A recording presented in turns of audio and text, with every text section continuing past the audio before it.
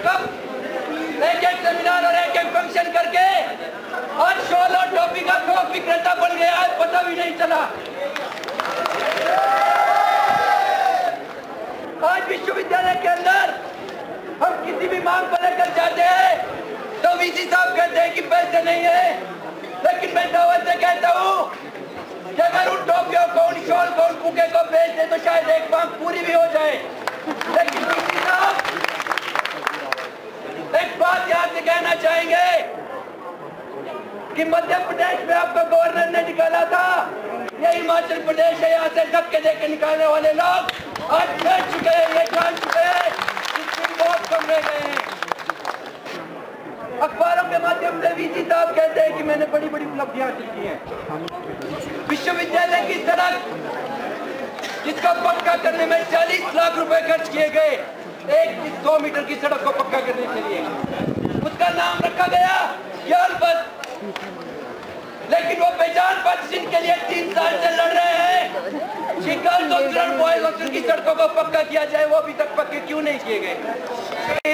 इसका जिम्मेदार कौन है? आज जवाब हमें मांगना होगा। कुलपति कहते हैं कि मैंने विश्वविद्यालय में कुलगीत लिखा है। मैं आप सभी से पूछना चाहूंगा, उस कुलगीत के कारण कितने लोगों को यहाँ पर रोजगार मिला? आज कुलपति महोदय कहते हैं कि मैं रिजर्व बैंक के गवर्नर को यहाँ पे लेके आया, लेकिन सवाल उससे पूछना चाहेंगे कि आरबीआई से पैसे कितने लेके आए, यही जवाब हमें यहाँ पे चाहिए। कुलपति महोदय कह रहे हैं कि मैंने 3 दिन का स्थापना दिवस करवाया, लेकिन उन 30 दिवस के स्थापना दिवस में लाखों रुपए जो बहाए गए, उसका हिसाब यहाँ से कौन देगा? कुलपति महोदय कह रहे हैं कि मैंने बड़े बड़े नेताओं को यहाँ पे बुलाया, लेकिन उन नेताओं ने विश्वविद्यालय के लिए कितने रुपए दिए, यह सवाल आज उनसे पूछने की जरूरत है। कुलपति महोदय आज कह रहे हैं कि मैंने विश्वविद्यालय के अंदर सेमिनार ऑर्गेनाइज करवाए। संस्कृत के मेरे दोस्त शायद जानते होंगे, 500 रुपए सेमिनार के लिए गए, कल से सेमिनार शुरू हो रहा है, लेकिन छात्रों को उससे क्या मिल रहा है? 500 रुपए खर्च किए जा रहे हैं वीसी साहब के खाने के मेन्यू के ऊपर, उनकी शॉल के लिए, उनकी टोपी के लिए छात्रों को यहाँ पर क्या मिल रहा है? गर्ल्स हॉस्टल के मेरे साथी यहाँ पे मौजूद होंगी। गर्ल्स हॉस्टल के अंदर एक स्टूडेंट से 250-250 रुपए लिए गए, लेकिन छात्राओं को क्या दिया गया? वही खाना जो वो रोज खाती है, वो 250-250 रुपए कहाँ गए? आज हमें कहीं ना कहीं पूछने की जरूरत है। वीसी साहब से पूछते हैं कि आप इस विश्वविद्यालय के लिए क्या करना चाहते हैं, तो वीसी साहब कहते हैं मैं यहाँ पर विजन 2020 लागू करना चाहता हूँ। विजन 2020 के अंदर साफ तौर पर यह लिखा है कि हर वर्ष 10% फीसें यहाँ पे बढ़ाई जाएगी। कुलपति महोदय कहते हैं कि मैं रीजनल सेंटर खोलूंगा, धर्मशाला के अंदर रीजनल सेंटर है, वहां जाके देखिएगा 45 गेस्ट लेक्चर के सारे वो रीजनल सेंटर चल रहा है, आज बंद होने की कगार पर है। वीसी साहब कहते हैं मैं नए कोर्स शुरू करूंगा, लेकिन बीएचएम के अंदर जाके देखिए 3 साल से 4 स्टूडेंट पास हुए हैं, ये नए कोर्स की हालत। वीसी साहब कह रहे हैं कि मैंने नॉन सब्सिडाइज सीटों को बढ़ाया है, अधिक स्टूडेंट को यूनिवर्सिटी लेके आया हूँ, लेकिन एमसीए के साथियों से पूछिएगा कि 3 साल के अंदर क्या क्लासरूम और लैब की सुविधा उन्हें मिली है? आज हमें कहीं ना कहीं समझने की जरूरत है कि हमारे आदर्श विश्वविद्यालय किस तरह से होना चाहिए, इस विश्वविद्यालय के अंदर विजन क्या होना चाहिए। दोस्तों, वीसी साहब बातें तो बड़ी बड़ी करते हैं, लेकिन हम इस विश्वविद्यालय के विकास को तब मानते हैं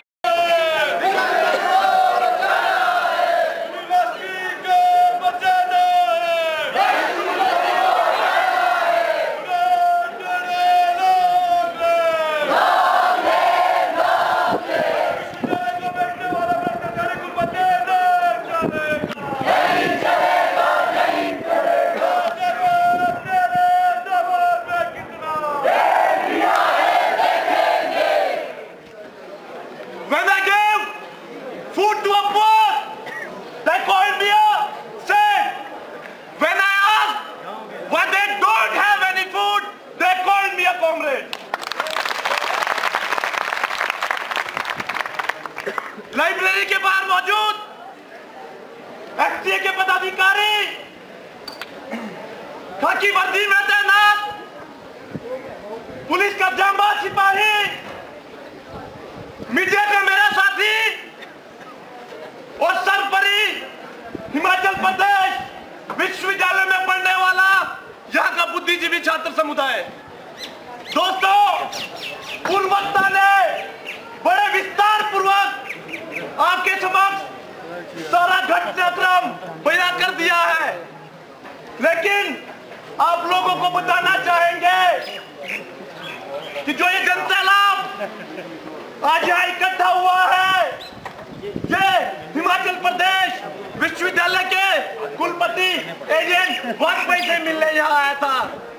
लेकिन मेरे सीआईडी के दोस्त पहले ही शायद उन्हें इन्फॉर्म कर चुके हैं कि आज हिमाचल प्रदेश विश्वविद्यालय का जो छात्र है वो आपको घसीटते हुए आपके ऑफिस से बाहर निकाल के ये आपसे प्रश्न पूछेगा कि जो उपलब्धियां आप गिना रहे हैं उन उपलब्धियों को छात्र समुदाय के सामने जस्टिफाई करके दिखाइए।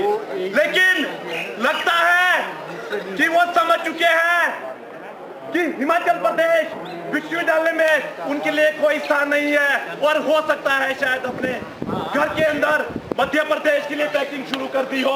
ये एक छात्र शक्ति है जिसके कारण आज वो अपने घर के अंदर से। लेकिन दोस्तों, सबसे बड़ा सवाल कि शायद आप सभी के जहन में होगा कि अगर हिमाचल प्रदेश विश्वविद्यालय से एडीएन वाजपेयी चले जाते हैं तो इस बात की क्या गारंटी कि जो आने वाले वाइस चांसलर होंगे वो एक बेहतर विकल्प के रूप में हिमाचल प्रदेश विश्वविद्यालय के छात्र समुदाय का कल्याण करेंगे।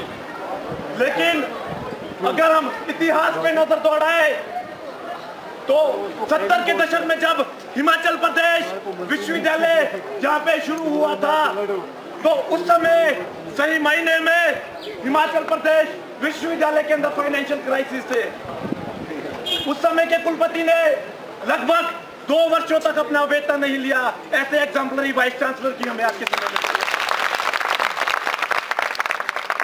शायद केसी मल्होत्रा का नाम आप लोगों ने सुना होगा कि आज तक उनका नाम हिमाचल प्रदेश विश्वविद्यालय के अंदर जाना जाता है, क्योंकि हिंदुस्तान के अंदर जितनी भी फंडिंग एजेंसीज है वो अपने लेवल पे वहां से आम छात्र समुदाय के लिए फंड मैनेज करके इस विश्वविद्यालय की बेहतरी के लिए उसे इस्तेमाल करते थे।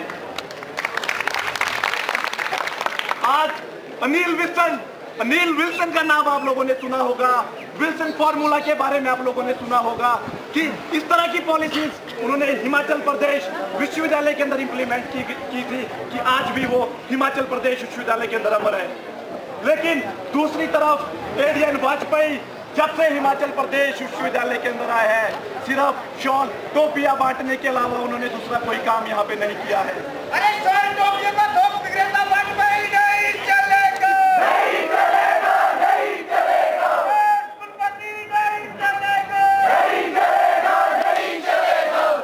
शायद लाइब्रेरी में बैठा हुआ छात्र यह जानता है कि आए दिन प्रॉपर्टी काउंटर से चोरियां हो रही है, लेकिन बार बार एडीएन वाजपेयी से यह अपील करने के बावजूद भी कि किसी सिक्योरिटी को वहां पे रखा जाए, लेकिन सिक्योरिटी आज कहाँ है? आज सड़कों पे, जबकि कोई एक पुलिस का आला अधिकारी वहां पे आज खड़ा होना चाहिए था कि आप लोगों का सामान गुम नहीं होता। तो इसके लिए हिमाचल प्रदेश विश्वविद्यालय के कुलपति जिम्मेदार है एडीएन वाजपेयी। लेकिन दोस्तों, इससे भी महत्वपूर्ण बात कि आज अगर हम हिंदुस्तान के परिपेक्ष को देखें कि जो हिंदुस्तान के अंदर एक तख्ता पलट हुआ है, जो कांग्रेस आज हाशिए पे खड़ी हुई है, उसका सबसे बड़ा कारण है भ्रष्टाचार, महंगाई और लगातार एंटी एजुकेशन पॉलिसीज जिस तरह हिंदुस्तान में लगातार इंपोर्ट की जा रही थी, उसी से हिंदुस्तान का जो छात्र समुदाय है, उनके अभिभावक है और जो गरीब जनता है, तंग आके आज कांग्रेस के खिलाफ उन्होंने वोटिंग की है। लेकिन आज शायद हिमाचल प्रदेश की सरकार बहरी हो चुकी है। शायद आज जो कुलाधिपति है, गवर्नर हिमाचल प्रदेश के है, शायद आज वो बहरे हो गए हैं कि उन्हें आज हिमाचल प्रदेश विश्वविद्यालय के छात्रों की आवाज सुनाई नहीं दे रही है कि जो भ्रष्ट वाइस चांसलर है इन्हें यहाँ से हटाया जाए। अगर हम बात करें दूसरा सिस्टम के ऊपर कि आप सभी के शायद